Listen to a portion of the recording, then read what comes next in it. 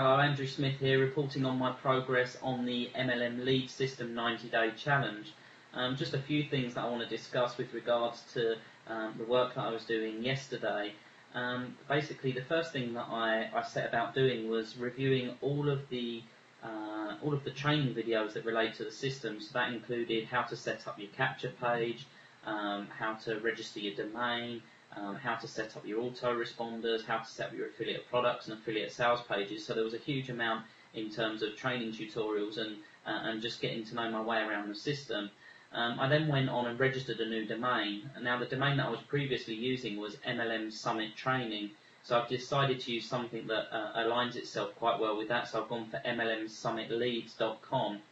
So I've registered my domain. In terms of actually setting up the domain, I hit a stumbling point because it takes 24 hours to transfer that domain onto the servers with the lead system. So as of close of play yesterday, I wasn't actually able to set up any of the things that I was learning about. But however, again, just really impressed with the quality of the information on the site. Next, I moved across and started paying more attention to the 90-day challenge itself and looking at what there was on there that I could be getting on with. And in fact, the first week of that challenge is purely based around getting yourself in the right mindset for success. So learning strategies for putting yourself in the kind of mindset that's required to really excel at anything in life. And in fact, there's very little there to do with actually setting up your business. It's all about trying to develop the habits of mind that go along with success.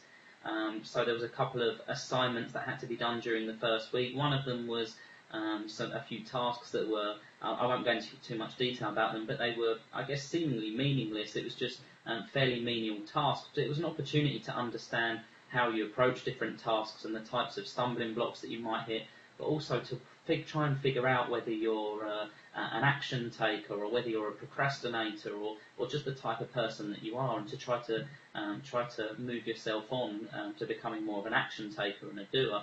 So that was a real eye-opener and an opportunity to reflect on some of the habits that I probably wasn't particularly aware of.